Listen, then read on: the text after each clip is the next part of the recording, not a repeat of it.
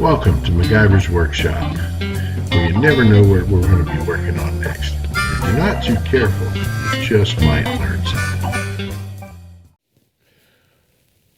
Hi there, and welcome to another episode of MacGyver's Workshop, where you never know what we're going to be working on next, and if you're not too careful, you just might learn something.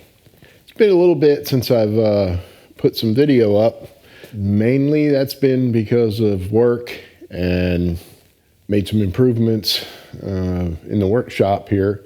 Finally got around to getting a little bit of insulation up in the ceiling. We're doing that in sections.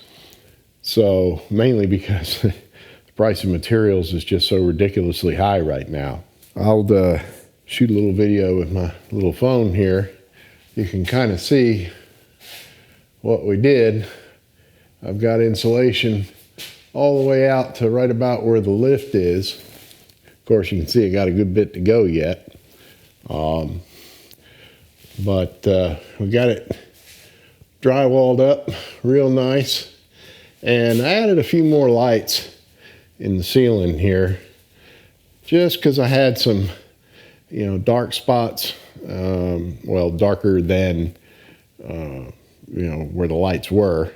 And it was throwing my video off a little bit. So I hung a few more up in this far back end just to make sure that, that it's lit evenly. And then another thing that's kind of messed with my OCD is the underside of the stairs here. And well, the stairs themselves pretty much, they just kind of looked ugly. So while I was playing with drywall, which I hate doing, by the way, I went ahead and finished up the underside and closed it in. It just makes it look so much nicer. There's just, in my opinion. And then, painted the wood black, at least the part that's facing forward here. And of course the treads and such, I'm not going to worry about painting those because it's just going to wear off anyway. And this is a workshop after all.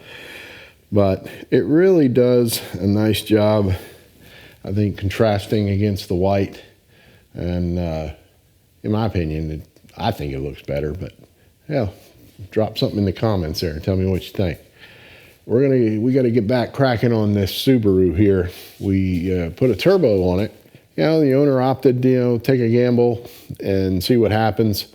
Try and see if he can get by with just putting a turbo on it. Well, unfortunately, no. So we've got loss of compression on one side and of the engine, and also saw some the head gaskets were weeping a little bit. So we're going to go ahead and pull the motor out, get her torn down, and let's get cracking. Since we have brand new antifreeze in here, I've got a nice clean bucket and big giant funnel to catch all the spillage here. Draining the coolant and the oil is going to be the first things that we do here. You have a little tiny plug facing straight down right here. And of course I've got the radiator cap loose up top side, so we're good there. And we'll go ahead, pop this puppy open, and it's gonna make a mess. Just come to terms with it. All right, now we're gonna loosen up this hose clamp here. This is one of those spring type hose clamps, which I don't really care for. And this one is bent, so the tool doesn't really work very well. I have a special tool that you use to take these off without, busting your fingers all the heck. Just not quite enough. All right, fair enough. Just gonna have to do it the hard way, I suppose. Sometimes these things are in such bad shape, you actually have to cut them to get them off. It's unfortunate. One bad trait about Subarus is that if they spend any time up north, all this stuff just rusts all the heckin' back and have a mess to deal with, which is pretty much what we're gonna have here, I'm afraid. Now we'll get that off there like that and get that ready. In theory, there shouldn't be too much come out of this hose, but you'd be surprised. Sometimes you'll have to kind of go under there and kind of pry around that hose a little bit to get it to break loose from the radiator. But you want to be careful because it's a plastic radiator, and you can break the nipple on there if you're not careful.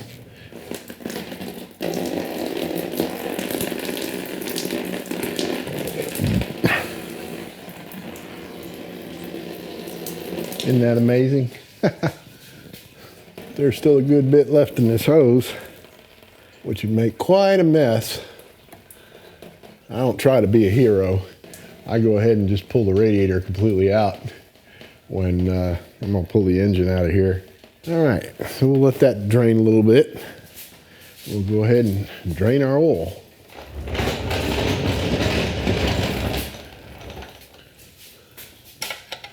Yep, how about that?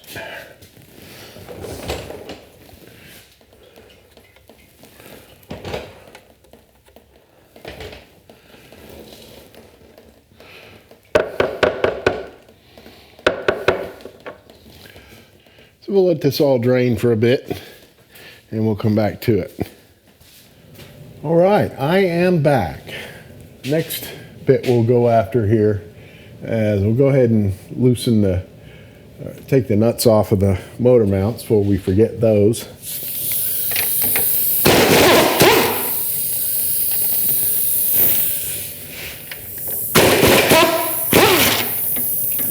All right.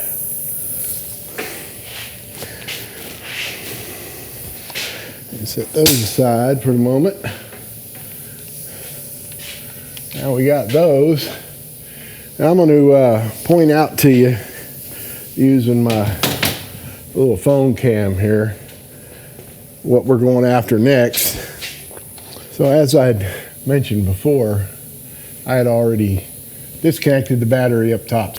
We're going to go after the starter right there, and I've already disconnected the battery cable from it and the solenoid wire, which is battery cable is the big fat wire and the solenoid's the little one. And we'll get the bottom starter bolt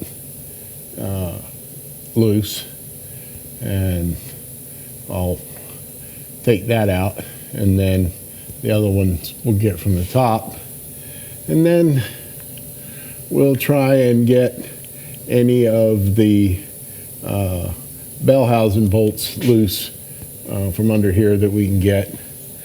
And then I'll have to take the heat shielding off of the downpipe.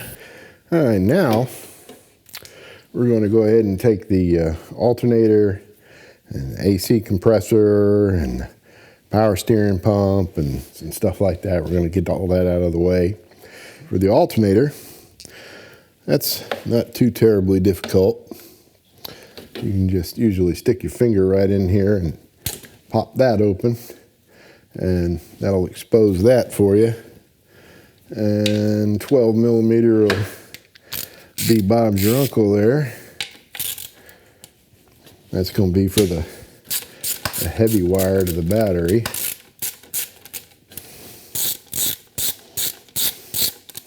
A little bitty stuff like this, I like to go ahead and take the nut off or the screw out or whatever. I just put it right back.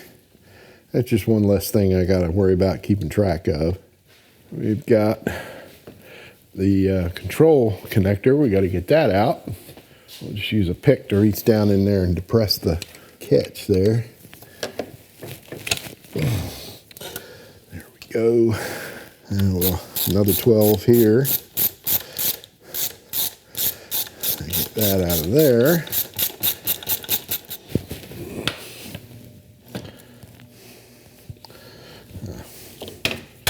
See, a lot of this stuff never got really tightened up all the way when we were putting it back together after we did the turbo, so that's some of this stuff is already loose.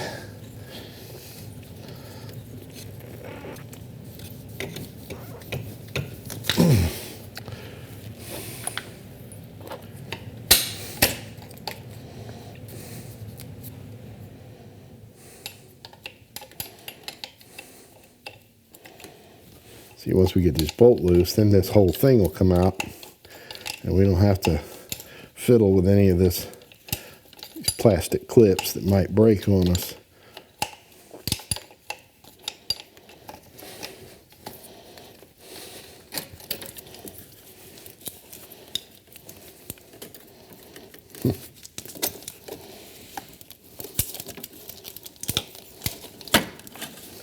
Unfortunately, this thing's gonna need some AC work.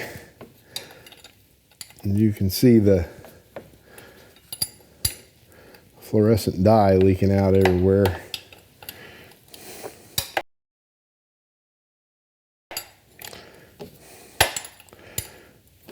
On this and on the AC condenser as well. Seeing a lot of that, unfortunately. Now, you get the power steering pump out. You've got 3 12mm headed bolts. You got one here, one back here, and one buried down there in the back, which I've already gotten loose. Nice, you can fish it out with a magnet. That's always real helpful. And we'll pop this puppy out of here.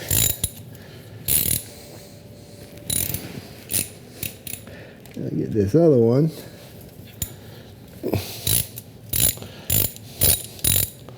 It's just a simple matter of laying it over out of the way.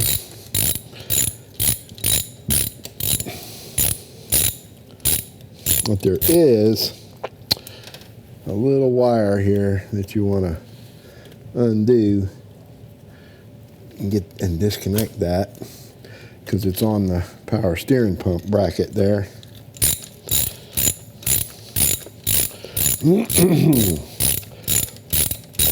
Pretty much all the crap is bigger than the motor itself. It's pretty neat. Oh, actually, and this just comes right out of there, and I can lay it right over there out of the way, easy as you please. Get that loose, because we're eventually going to have to pull the intake.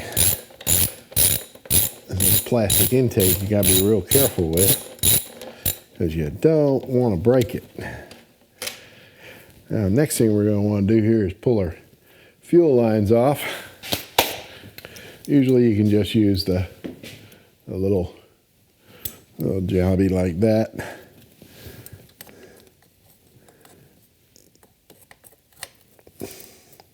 And you just push in, push there, and be very gentle and be ready for any splashage that may come out of there when it releases a little bit of pressure there.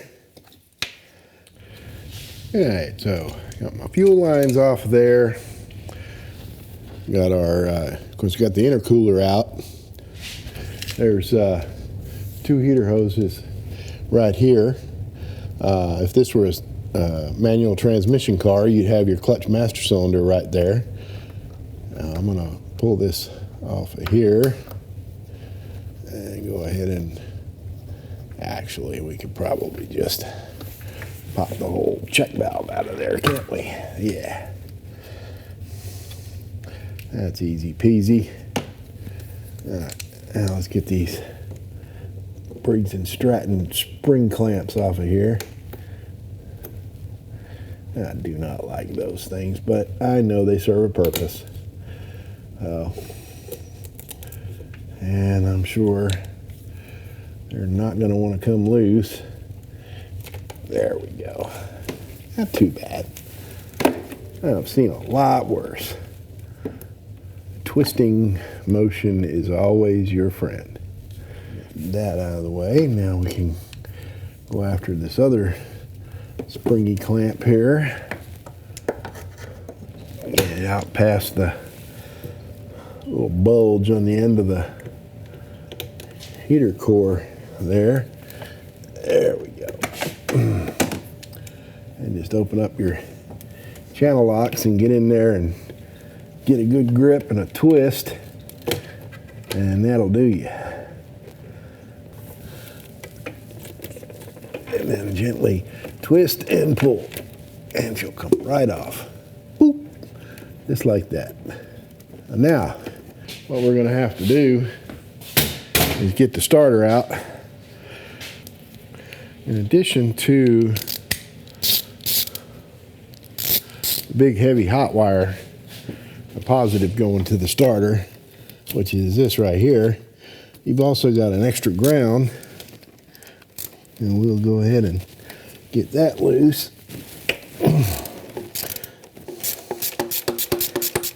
And take his top starter bolt loose. Now this one goes all the way probably through the bell housing. There we go. Yeah. Yeah, see? That's a big old long bolt there. All right. Here we go. Now, once you get the starter out, then you need to take this little plug out here. Now, I find it's a little bit easier just to take these two 12mm bolts off and get this engine harness connector out of the way. Makes your life just a wee smidge easier. Just move this and get it out of there. Then you pull that little plug out, and I'll just reach down in there and grab this thing and pop her on out of there. That will expose a little slot where you can get it, the little 12mm bolts that hold the converter on. Now, you may find the need to hold on to your crank pulley bolt here while you're trying to work that bolt loose. I'm sure it's going to be considerably tight. Get a little more leverage on that.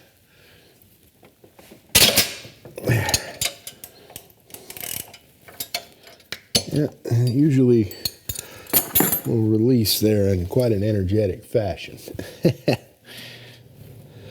There you go. Now you want to keep track of these because they're different than your regular bolts. They're unique to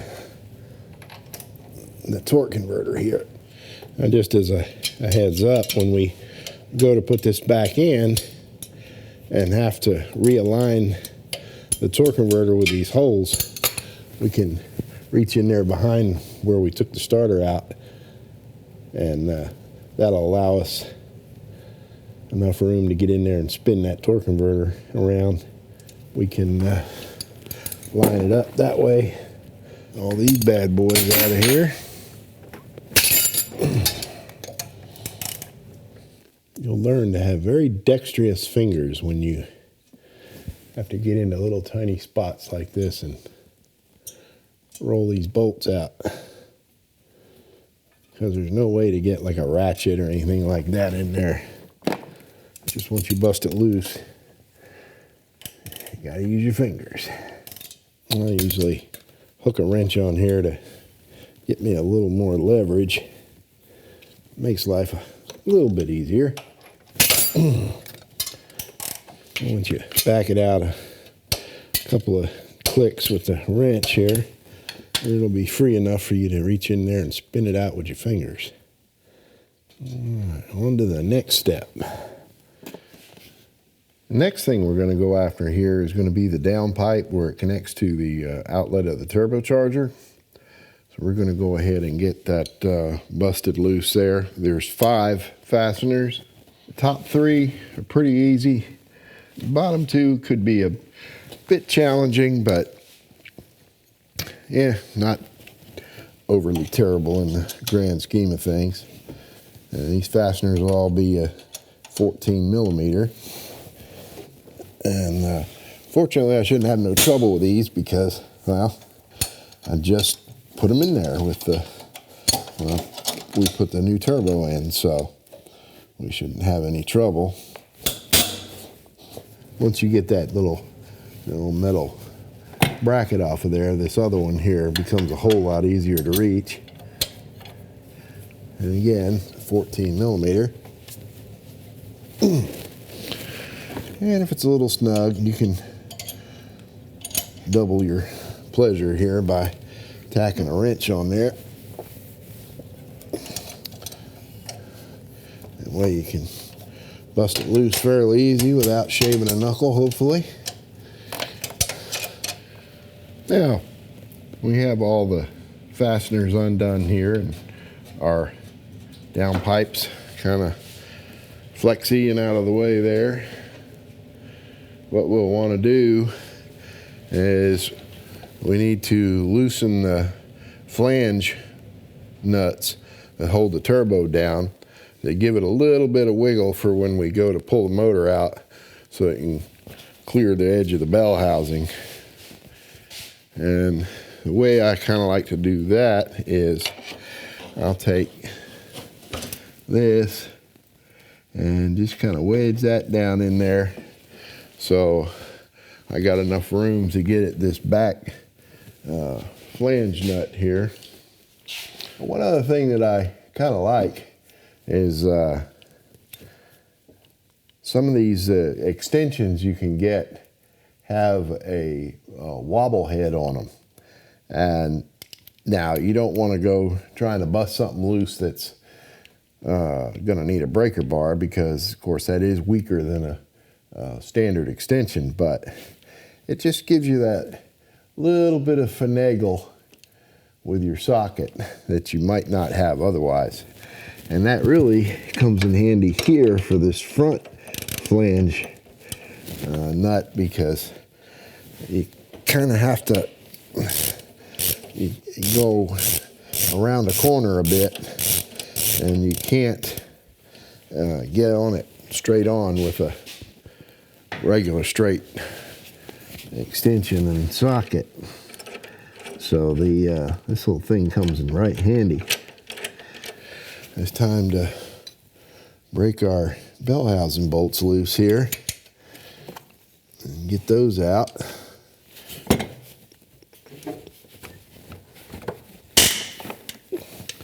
You'll notice that they will be a bit snug.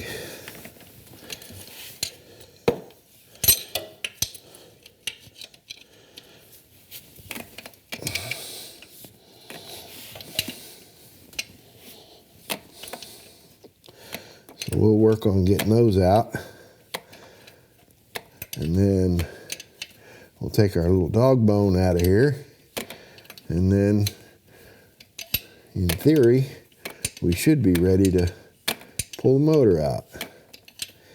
And one thing I will add here is that underneath the car, and I didn't mention this earlier, there's a ground strap that comes from the body to the head on each side underneath. And you want to make sure those are loosened up before you pull the motor out. And now on this car, they're both gone. So we're going to have to replace those, because those grounds are there for a reason. And you can have all kind of interesting electrical gremlins if all your grounds aren't hooked up properly. Now, we are ready to pull this motor out of here. This motor has 2 studs at the very bottom of the bell housing that go all the way through, and they're real long. I'm believing that they're frozen in there because the motor is not separating from the bell housing the way I think it should. So, we have to be careful because we don't want to crack the bell housing or the back end of the motor. Everything's all aluminum. We have to use extra caution. Hopefully the next segment of video you'll see is me hoisting it up out of here. So, okay, I think we are there. We're just about. So anyway, the things we got to be careful of. We want to make sure that our torque converter stays put. We don't want that moving around.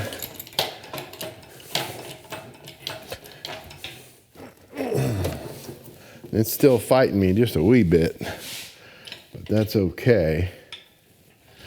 I'm probably being a little more careful than I have to be, but that's kind of how I roll because I don't want to break anything. So I'm supporting the transaxle and front differential as well as I'm lifting the motor out. So that way we don't put anything in the bind. That's what we want to be exceptionally careful of. All right. Well, we've got her clear and having our turbo loose just a little bit. Gave us just enough finagle to get around the bell housing there, which is what we want. And we are essentially clear. I just got a little bit to go to get the rest of get those studs out of there. I really don't know that that was one of Subaru's better ideas, but hey, I didn't design this thing. There. Now she's out. It's clear. Let's bring her on up.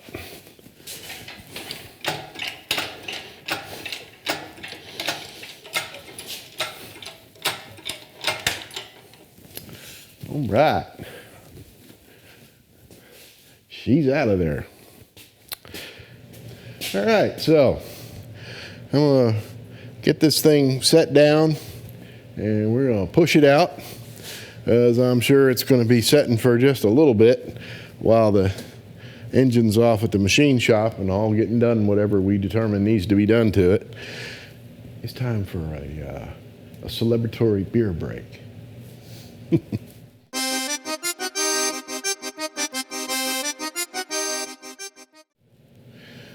Well, that does it for this part. You can have this done in probably 3 hours.